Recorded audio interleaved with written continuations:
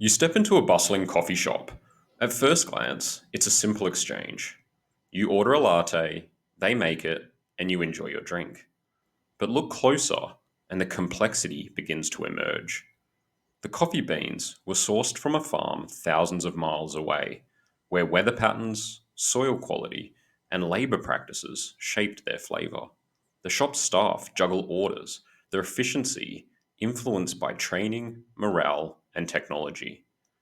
The crowd ebbs and flows based on the time of day, local events, and even social media trends. When we do something as simple as ordering a coffee, we're actually interacting with a large and elaborate system. This is the essence of systems thinking, seeing the world as a series of complex, interconnected systems.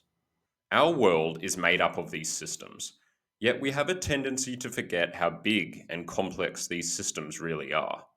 When faced with a problem, we focus on the immediate cause and effect. For example, if the price of our coffee goes up, we might assume the store owner is just greedy, never considering how international trade agreements, workplace relations laws, or labour market inefficiencies might also play a role.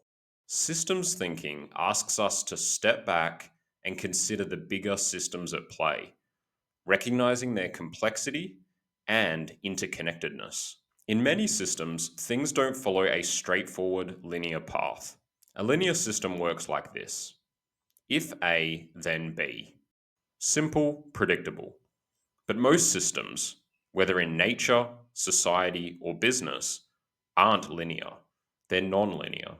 In a nonlinear system, A affects B, B affects C, and C circles back to affect A. For example, imagine a predator prey ecosystem.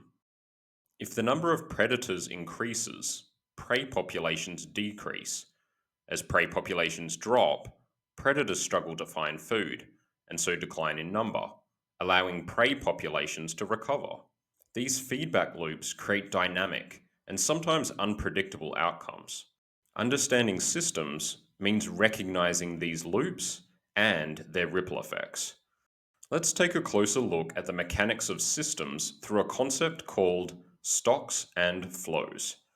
Stocks are the quantities within a system, like the number of fish in the ocean. Flows are the actions that add to or subtract from those stocks. Fishing boats pulling in their catch reduce the stock, while favorable breeding seasons or conservation efforts help replenish it.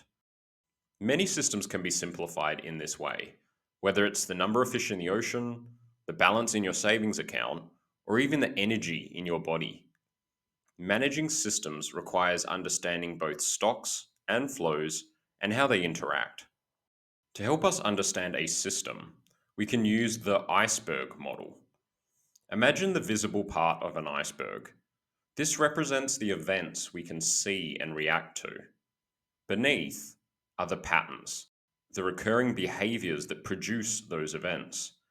Below the patterns lie the systems and structures, the rules, processes, and interactions that drive those patterns. And at the very base are our mental models, the beliefs and assumptions shaping the system itself. Take traffic jams, for example. The event is cars slowing to a standstill. The pattern is rush hour congestion. The system might involve urban planning, traffic light timing, or public transit options. And the mental model could be our cultural dependence on cars. Systems thinking helps us to move beyond the visible event to address the deeper causes. A critical part of systems thinking is second order thinking, considering the flow on effects of our actions. First order thinking looks at the direct outcome. If we build more roads, we'll reduce traffic congestion. But second order thinking asks, what happens next? More roads might encourage more people to drive, ultimately worsening congestion. Systems thinkers anticipate these ripple effects, recognizing that actions within a system rarely have isolated impacts. Interestingly, Many systems are anti fragile. They don't just survive stress, they evolve because of it. Forests recover stronger after wildfires. Ecosystems adapt to changing climates. And businesses innovate during crises. In anti fragile systems, inputs don't just determine outputs, they shape the entire system's evolution. Systems are not static, they are alive, evolving with every interaction. A single small change can lead to surprising and widespread effects. Every day, we interact with complex systems, our workplaces, communities, and even our own bodies. Yet, we often approach problems with simple input output thinking. Press this button, fix that issue. But systems thinking shows us that a single input might cause a strange, unexpected effect elsewhere. By looking at interrelationships and feedback loops, we stop chasing superficial fixes and start understanding the roots of problems. Systems thinking reveals the world's hidden connections. It's a way of seeing that honors complexity while empowering us to act intelligently. By understanding stocks and flows, recognizing feedback loops, and thinking beyond first order effects, we become better problem solvers. Most importantly, systems thinking reminds us of something profound. We are not isolated individuals acting on a disconnected world. We are part of a vast, interconnected web of life.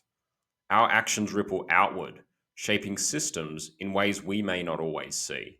The next time you encounter a problem, whether it's in your personal life, your workplace, or society at large, pause, step back, and ask yourself, what lies beneath this event? What patterns, systems, and mental models are at play? By thinking in systems, you tap into a deeper, more powerful way of understanding the world. And that's not just smart, it's transformative.